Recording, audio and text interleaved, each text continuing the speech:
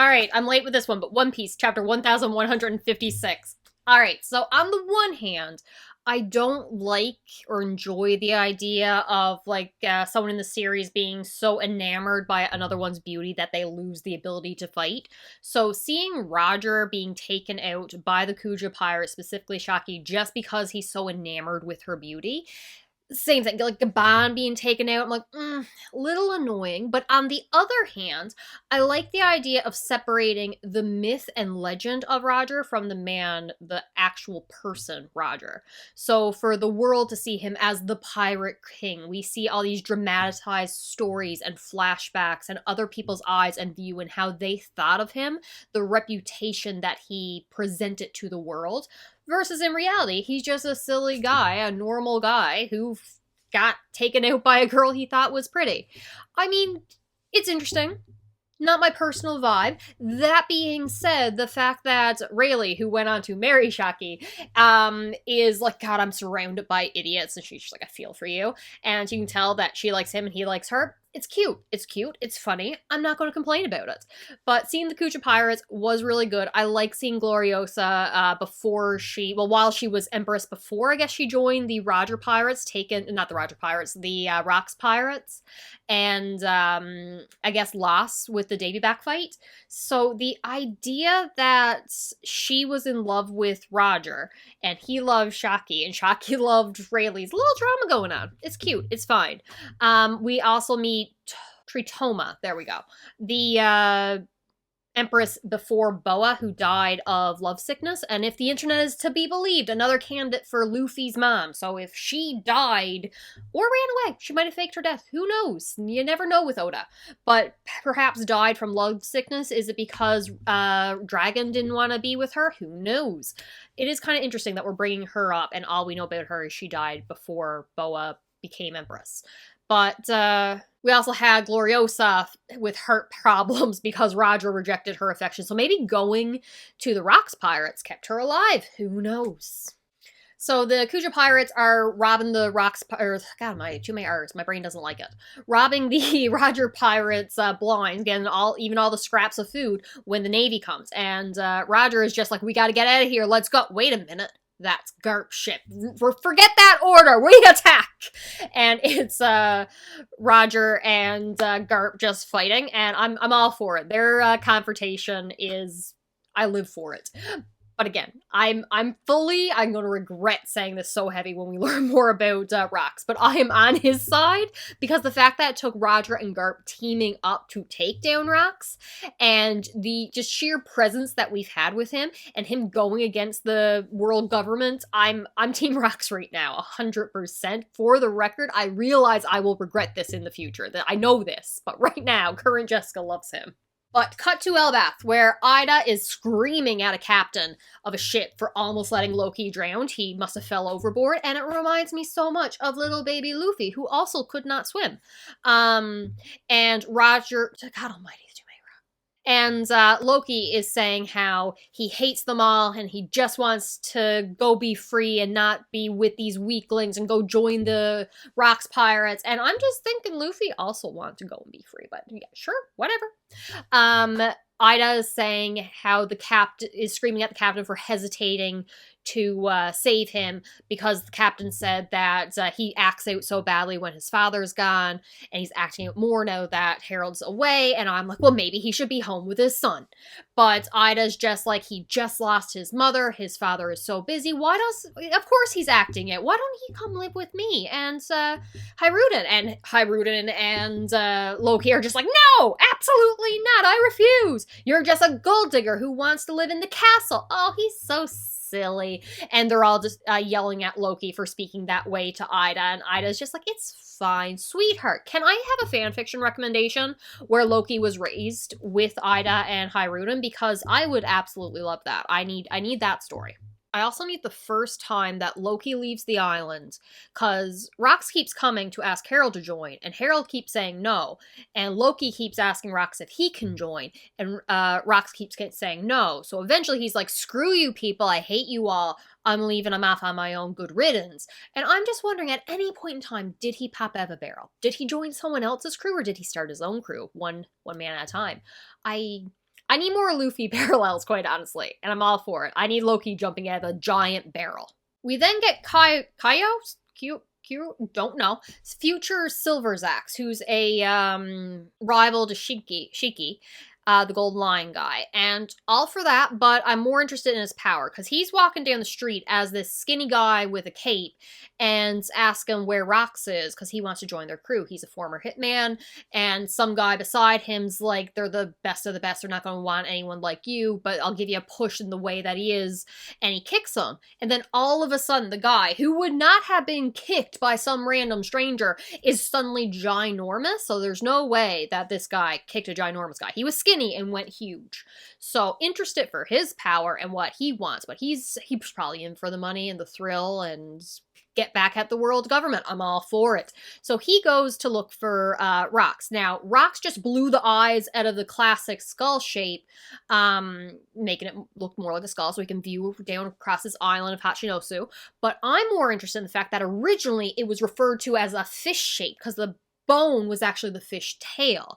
And immediately, I'm like, Davy Jones. Davy Jones' locker is beneath Hachinosu, and something about Davy Jones' locker led to gold and prosperous stuff above it. And we need to go down the river Styx in a current to the underworld, which is Davy Jones' locker, and ride the spirit of the Mary. Is it so much to ask? Now, Rox is talking about the 2 devil fruits that he needs, one of which is surely on Elbaf and will be its full power will be unlocked if Harold eats it. To me, this indicates that he needs like an awakened version, the true person has to eat it, something like that.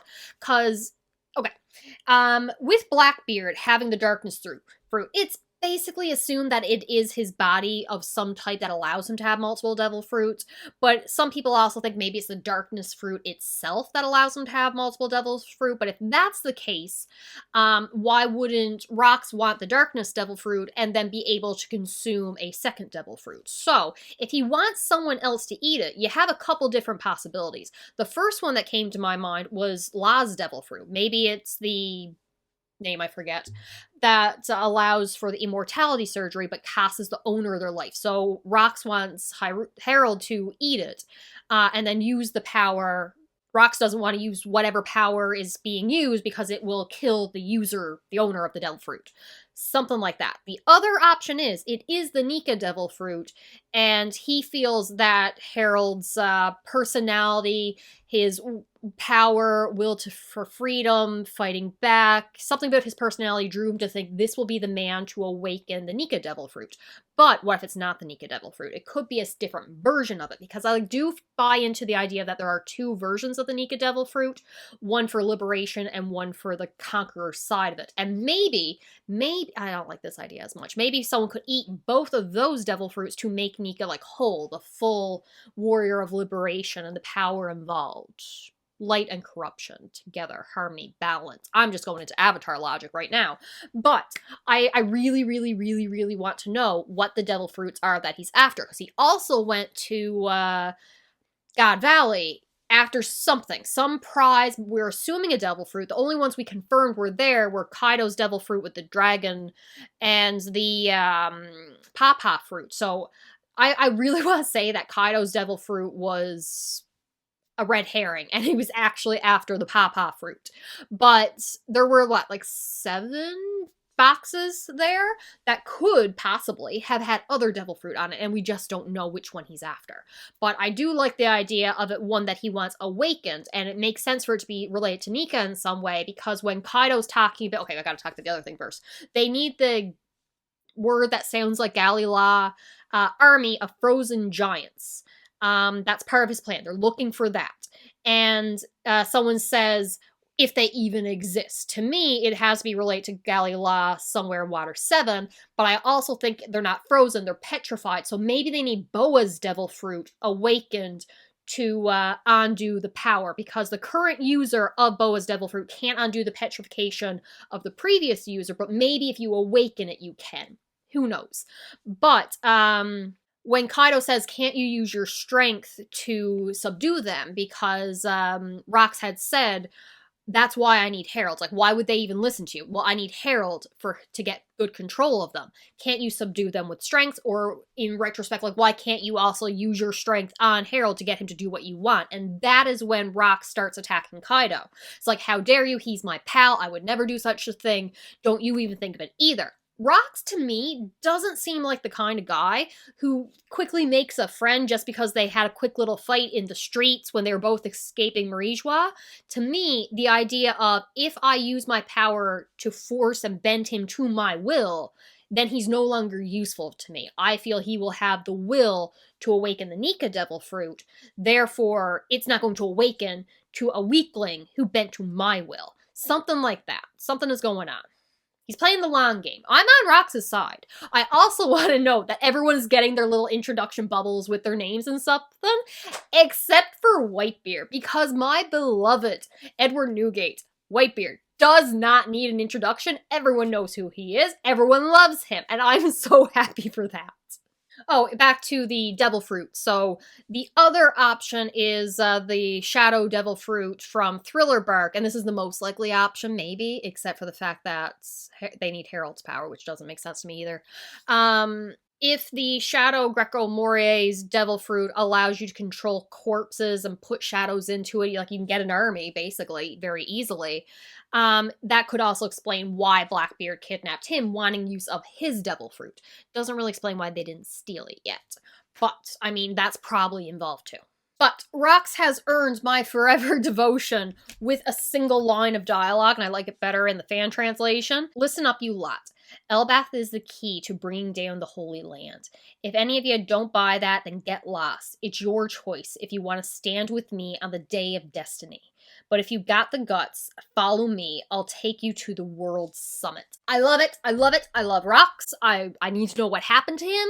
I need to know about Blackbeard. I need everything with the Rox Pirates. I cannot stress to you how shocked I am that I love the Rox Pirates this much. Because when they were first mentioned, I'm like, oh, you're introducing a pirate crew filled with a bunch of people that took the time to establish that we either fear them or love them, and put them on this crew as if to say, well, their captain must be so much better. And we've set up that Roger and Garp are these formidable forces. Their power is nearly unmatched, and they could clash together. And oh, they had to team up. These enemies had to team up to fight this big bad, and we only know them by name and legend, and we're trying to erase their name from history. We don't want anyone talking about them. I'm just thinking this seems like Past Jessica's an idiot. Past Jessica's an idiot. We've established this. To me, that felt like lazy writing, because why are we setting up this guy by tying him into characters that we work so hard to establish already? Why can't this guy's actions just stand on their own? It's because we weren't ready for his actions. Oda knew we couldn't handle it. I'm obsessed with Rox and the Rox Pirates so much now. I can't even. That is all I got. I am excited more for the next chapter. I didn't think I liked this chapter so much, mostly for the introduction. Again, not my vibe, but we got Rox. We got Rox and a cute little Loki moment. I'm all for it. Oda does not miss. That is all I got. Talk to you later.